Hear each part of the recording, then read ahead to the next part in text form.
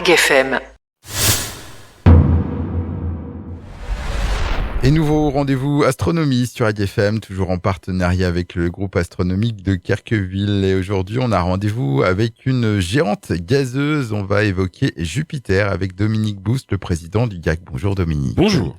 Alors Jupiter, c'est la planète, on peut le dire, à observer en ce moment dans le ciel d'hiver. On en a déjà parlé le mois dernier. On va zoomer finalement sur Jupiter. Alors qu'est-ce qu'elle a de particulier cette planète? Déjà, où est-ce qu'on peut la trouver dans le ciel? Oui, comment la repérer? Ça sera l'astre le plus brillant du ciel après la Lune et le Soleil. Donc c'est un objet qui sera facile à trouver. On la verra vers le sud, mettons vers les 22 heures. Elle sera à peu près à 60 degrés de hauteur, donc très haute dans le ciel, donc des conditions très favorables. Et puis elle est passée au plus proche de la Terre il y a pas si longtemps que ça, de sorte que elle présente un diamètre sensible. Et ce sont là de très bonnes conditions pour faire son observation. Plus précisément, elle se trouve dans la constellation des Gémeaux. Elle sera juste en bas à droite, c'est-à-dire un peu à l'ouest, en bas, de deux étoiles qui sont assez analogues, comme leur nom l'indique, qui sont les Gémeaux, Castor et Pollux. Et puis, si on a un doute encore pour la repérer, eh bien, profitons de la Lune, même si elle sera très brillante à ce moment-là, nous permettra de repérer la planète Jupiter, puisque la Lune sera proche de Jupiter le 26 février et le 26 mars, juste au-dessous de la Lune. Ça, c'est pour l'observation à l'œil nu. Qu'est-ce qu'on peut voir de Jupiter si on observe avec des jumelles ou dans un petit télescope? Alors effectivement, pour aller un petit peu plus loin, au-delà de ce bel éclat blanchâtre de la planète à l'œil nu, eh bien, on va regarder avec une paire de jumelles et idéalement avec un petit télescope. On va d'abord voir un petit disque à la première vue. C'est un disque qui est assez brillant, éblouissant. Donc, à première vue, on va dire, on voit pas grand-chose dessus. En fait, il est de teinte blanc, beige. Le diamètre apparent, c'est quand même pas grand-chose. Hein. C'est 40 fois plus petit que la Lune dans le même télescope avec le même grossissement. Donc, c'est vraiment tout petit. Donc, effectivement, il va falloir pas forcément grossir beaucoup, mais s'apprendre à voir des détails fins et observer avec beaucoup de minutie ce petit globe. Et typiquement, si on observe avec une lunette, il va falloir bien faire attention à faire une très bonne mise au point pour profiter de tous les détails révélés par l'instrument. La première chose qu'on va devoir noter, c'est l'aplatissement du globe. Il se trouve que le diamètre polaire de la planète est à peu près 6% plus petit que son diamètre équatorial. Donc ça fait un peu comme une orange un petit peu aplatie. Et puis évidemment, si on va un tout petit peu plus loin, peut-être il faudra grossir un petit peu si on n'est pas habitué, mais modérément pour ne pas gâcher le contraste de l'image.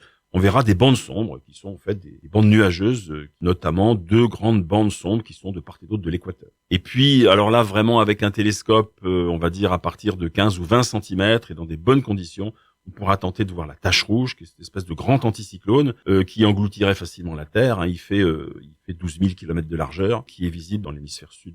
Jupiter, donc on rappelle, hein, c'est donc la plus grosse planète du système solaire. Alors, histoire de nous donner un peu le tournis, est-ce qu'on peut rappeler quelques chiffres pour se rendre compte vraiment de ce que ça représente? Alors Jupiter, c'est un monde gigantesque, hein, puisque c'est une planète qui se fait 11 fois le diamètre de la Terre. C'est une planète essentiellement gazeuse. Elle a joué aussi un rôle très important dans on va appeler l'architecture du système solaire, parce que d'abord elle s'est formée en premier. Elle a ramassé beaucoup de matière qui était disponible dans le disque protoplanétaire quand le système solaire s'est formé. Et puis elle s'est approchée petit à petit du Soleil. Et là, chambouler sérieusement la zone du système solaire dans lequel devaient se former les planètes telluriques, notamment la Terre. Et ensuite, elle est retournée à la place qu'on lui connaît actuellement, à la distance qu'on lui connaît actuellement. Et donc, elle a joué un grand rôle dans l'architecture du système solaire interne, cette période très reculée de la formation du système solaire. Actuellement, elle tourne autour du Soleil en une douzaine d'années, à une distance moyenne de presque 800 millions de kilomètres. On va se mettre à présent un peu à la place de Galilée. Puisque je crois que c'est lui qui avait observé en premier les fameux satellites, parce que c'est une planète de satellites, il y en a énormément. Alors, il y a énormément de satellites autour de Jupiter, on va y venir après, mais commençons par les quatre plus gros et les quatre satellites qui ont été vus les premiers. Comme on l'évoquait à l'instant, effectivement, ils ont été découverts par Galilée. Vous pourrez vous remettre dans la peau de Galilée si vous avez une petite lunette, même si votre petite lunette a toutes les chances d'être de bien meilleure qualité que celle de Galilée. Et vous pourrez vous rendre compte que autour de Jupiter, il y a 4 points lumineux. Alors, 4 au maximum. Quelquefois, il y en a qui sont devant ou derrière. On les voit pas tous en même temps. Et ces petits points lumineux, eh bien, ce sont des satellites naturels de Jupiter qui sont à peu près de la taille de la Lune. Galilée, c'est en observant de jour en jour ce qu'il imaginait être des étoiles, s'est aperçu que ces étoiles suivaient la planète. Donc, c'était forcément quelque chose qui était lié à la planète.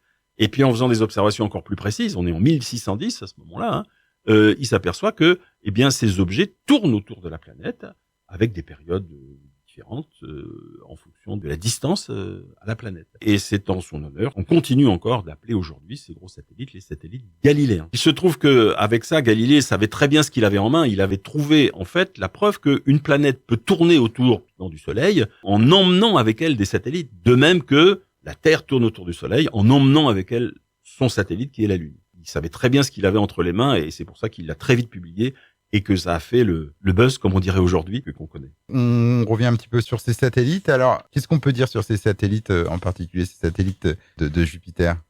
Ils tournent autour de la planète, évidemment, comme tout satellite naturel. Ce sont des objets qui sont assez intéressants à observer au télescope parce que, d'abord, ils tournent vite. Le premier, Io, il tourne en 1,8 jours, presque 2 jours. Le deuxième en presque 4 jours. Le troisième en à peu près 7 jours. Et le quatrième en 18 jours. C'est-à-dire que ce balai de satellites nous donne à voir, finalement, toutes sortes de phénomènes qu'on peut voir à l'échelle du système Terre-Lune, mais avec des périodes bien plus longues. Et en particulier, on va voir avec ces satellites de Jupiter, le satellite passer devant la planète, passer derrière la planète, se faire éclipser par la planète. On va même voir les ombres de ces satellites se projeter sur la planète. Donc, il y a tout un balai de ces satellites et des phénomènes qui y sont associés, qui sont tout à fait spectaculaires à voir, même avec un petit télescope. 92, au total, satellites. Alors au total, là on a parlé des 4 principaux, il y a 92 satellites au jour d'aujourd'hui. On en découvre tout le temps avec. Et donc on revient donc sur ces satellites galiléens, donc comme on les appelle encore aujourd'hui. Qu'est-ce qu'on en sait exactement? Alors on en sait plein de choses. On va pas pouvoir faire un cours sur ces satellites dans le temps qui nous est imparti. Mais quand on voit ces petits points au télescope, d'abord il faut savoir que ce sont des objets qui ont à peu près tous, grosso modo, la taille de la Lune. Par exemple, Io, le premier, c'est l'astre le plus actif du point de vue volcanique de tout le système solaire. Il compte 400 volcans actifs et il est évidemment géologiquement extrêmement actif. Ensuite, on va vers Europe. Europe, c'est une lune glacée. Elle est recouverte d'une croûte glacée et en dessous de laquelle on imagine, on est même sûr maintenant, qu'il y a un océan d'eau liquide. Et vous imaginez bien que ce sont là des sites qui excitent beaucoup la curiosité des exobiologistes parce que on peut imaginer qu'il y a là des conditions propices à l'apparition de la vie. Puis ensuite, on s'éloigne encore un peu et on va voir Ganymède. Ganymède, c'est le plus gros satellite du système solaire. Il fait plus de 5000 km de diamètre. Il est même plus gros que la planète Mercure. Et lui aussi, il est recouvert d'une croûte glacée qui recouvre un océan profond. Il a même une atmosphère qui contient des traces de dioxygène. Et enfin, on termine par Callisto, dont la surface est extrêmement cratérisée et dont on estime aussi que sa croûte recouvre un océan d'eau liquide qui serait à une profondeur d'une centaine de kilomètres. Voilà la diversité incroyable que les sondes, depuis Pioneer 1 jusqu'à Voyager 2, et puis d'autres sondes plus récentes, nous ont permis de découvrir.